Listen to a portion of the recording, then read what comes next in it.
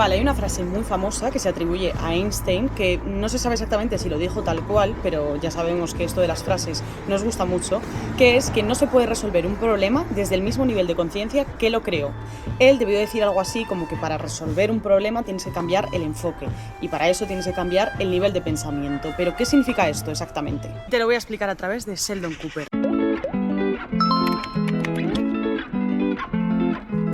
En un capítulo, Sheldon Cooper está muy frustrado porque no puede resolver un problema de física. Entonces se pasa días y días sin dormir, frente a la pizarra, sin hacer nada más, sin pensar en nada más y con muchísima frustración. Y muy enfadado porque no lo consigue. Así que decide hacer caso a Einstein. Porque se dice que Einstein, en uno de los momentos más importantes de su carrera, durante unos 7 años más o menos, trabajaba como funcionario. Porque era un trabajo estable, flexible, que le permitía también pues, desarrollar sus ideas, pero le daba esa rutina que él necesitaba. Y fue en esos años donde desarrolló las ideas que le permitieron desarrollar pues, su famosa teoría de la relatividad. Y él contaba que muchas de las ideas se le ocurrieron pues, haciendo tareas rutinarias, de repente se le venía a la mente. Entonces dijo Sheldon, vale, me voy a buscar un trabajo insignificante para que mis ganglios basales estén concentrados en esa tarea rutinaria y más aburrida y permitan a mi córtex prefrontal pues, estar analizando el problema más tranquilamente. Porque lo que le pasaba a Sheldon era que la solución que estaba dando a su problema era el problema. Y se puso a trabajar como camarero. ¿Y qué pasó? Efectivamente, trabajando como camarero se le cayeron los platos y de repente al ver los platos rotos y ver los trozos, pues se le ocurrió, no sé la explicación porque no sé física, pero tuvo la idea de resolver el problema gracias a eso. Y por aquí os dejo la temporada y el episodio de este capítulo de Big Bang Theory. Es una de las mejores series del mundo, es una de mis series favoritas y aunque os recomiendo verla entera, se pueden ver los episodios separados. Está hecho de una forma que los episodios son independientes, con un principio y un cierre del tema y podéis entender perfectamente el episodio sin haber visto toda la serie. Y es que hay muchos estudios sobre el córtex prefrontal que demuestran que aprender a pensar de manera diferente activa nuevas conexiones neuronales. Y esto era lo que en un principio decía Einstein, que la solución del problema no sea tu problema. Y él lo relacionaba con el pensamiento científico y con la creatividad, que era algo muy importante para él. Y esto tiene mucho que ver con lo que conoceréis como momento eureka. Os cuento la historia. Cuenta la leyenda griega que un rey pidió a Arquímedes que analizara su corona porque quería saber si su corona estaba hecha al completa de oro, pero no podía dañar la corona para analizarla, así que no se le ocurría y no sabía qué hacer. Y fue un día cuando se metió en la bañera para darse un baño relajante, cuando al meter su cuerpo en el agua se dio cuenta que la densidad cambiaba y que el agua pues se iba para afuera al entrar su cuerpo. Así que pensó que podía meter tanto oro como la corona para ver si tenían la misma densidad. Y se fue del baño corriendo, la historia cuenta de manera graciosa que se fue casi desnudo gritando Eureka, que en griego significa lo he encontrado. Porque paradójicamente cuando no te esfuerzas en encontrarlo es cuando lo encuentras. Y esto tiene mucha relación también con el pensamiento lateral. El pensamiento lateral es un concepto que desarrolla este psicólogo. El pensamiento vertical es lo que solemos utilizar para resolver un problema, utilizar datos concretos, lógicos, seguir un paso a paso, utilizar los conocimientos que ya tenemos, y el pensamiento lateral es para resolver un problema de forma creativa. Exploramos múltiples posibilidades, relacionamos cosas que a priori no tienen relación, utilizamos metáforas. Y te cuento un acertijo, te voy a dejar el resultado en comentarios. Un hombre entra a un bar y pide un vaso de agua. El camarero saca un arma y le apunta. Y el hombre dice, gracias, y se va.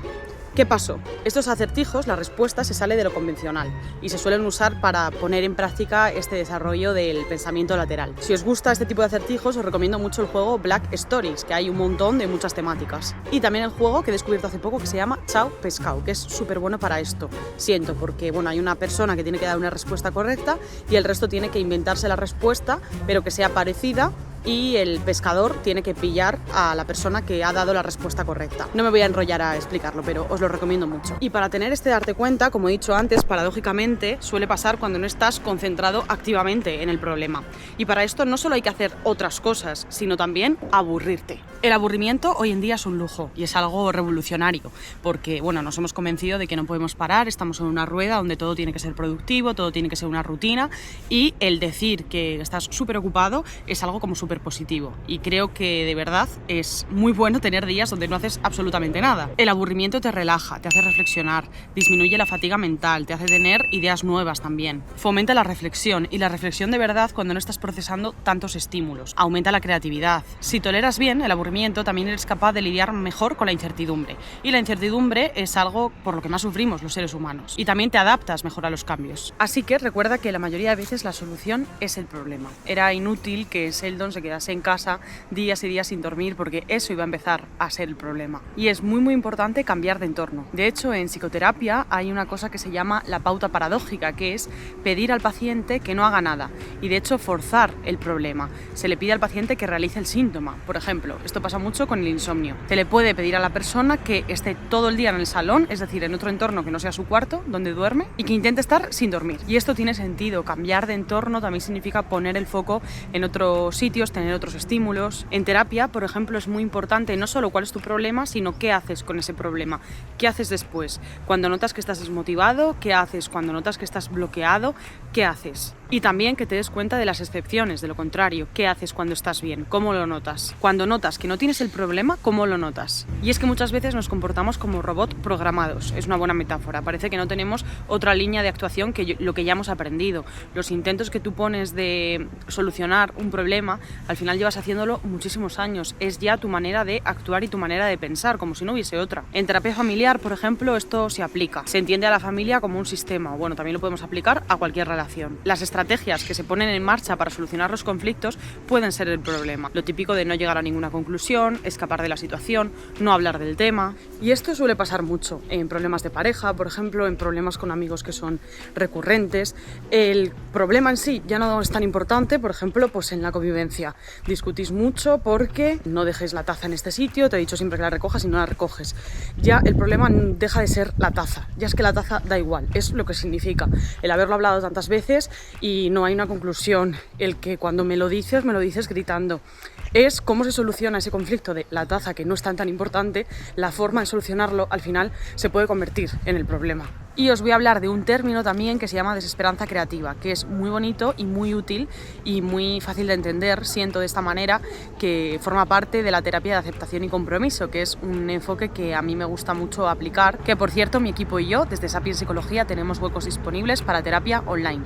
Podéis contactarnos, está toda la información en la descripción. Si creéis que necesitáis ayuda psicológica o tenéis alguna duda, también me podéis escribir al correo. Pues la desesperanza creativa se refiere a que tienes que romper tus esquemas. Te hace conectar con todas esas estrategias inútiles que no solucionan tus problemas y que las estás poniendo en marcha pues a veces durante años. A pesar de que son estrategias pues con una buena intención, con motivación, estrategias que pueden ser lógicas para solucionar un problema y que encima se juntan con la frustración y que ya el problema se ha convertido como en un rasgo central de tu personalidad. Soy una persona ansiosa, soy una persona depresiva, soy una persona que se enfada mucho y acabar pensando que no tengo remedio, cuando igual lo que no tiene remedio es la solución y hay otras posibles salidas. Y para esto se utiliza la metáfora del huerto. Vale, la metáfora del huerto, no sé cómo quedará este plano, me parecía chulo tumbarme.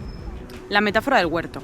Imagina que tienes un jardín, un huerto, y las plantas, las flores, las hierbas que hay en ese jardín son tus pensamientos, tus emociones, tus conductas, y en ese huerto, como en todos, pues aparecen malas hierbas. Y eso representa pues las preocupaciones, las emociones difíciles, los momentos desagradables que tenemos que atravesar, y es algo a lo que no estamos muy acostumbrados, porque es verdad que hay que asumir que el malestar forma parte de la vida. Pero como querer no sufrir es algo muy humano y muy natural, lo que intentamos es arrancar esas malas hierbas, y las arrancamos desde la raíz. Pero resulta que cuanto más las arrancamos, más rápido crecen. Por lo que es contraproducente. A corto plazo te puede aliviar un poco el malestar el hecho de estar un día sin malas hierbas, pero a largo plazo eso no se mantiene. Y ya no solo eso, sino que al tener el foco tan puesto en las malas hierbas te has olvidado del resto del jardín, del resto de emociones, del resto de áreas de tu vida que son importantes, de todas las flores, de las plantas que te gustan. Tal vez las dejas de regar, todo así en plan metáfora. Cuando tienes el foco puesto en tu problema y en lo negativo, puede ser contraproducente, tanto para el problema como para el resto de cosas que estás dejando de atender.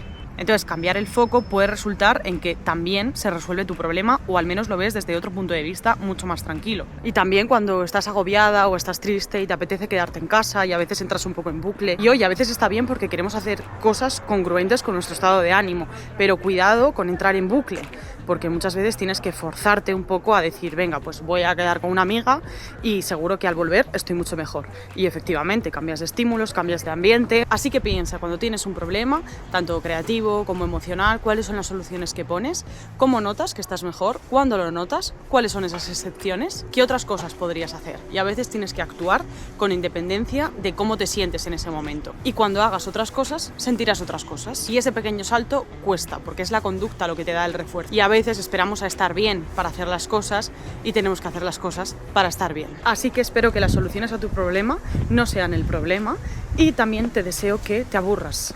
Hoy en día es un lujo el aburrimiento. Espero que os haya gustado. Voy a ir pillando el gusto a esta cámara y espero grabar más vídeos de estos por la calle. Y nos vemos en el próximo vídeo. Y nada, os leo en comentarios también. Un tema muy interesante, ¿no?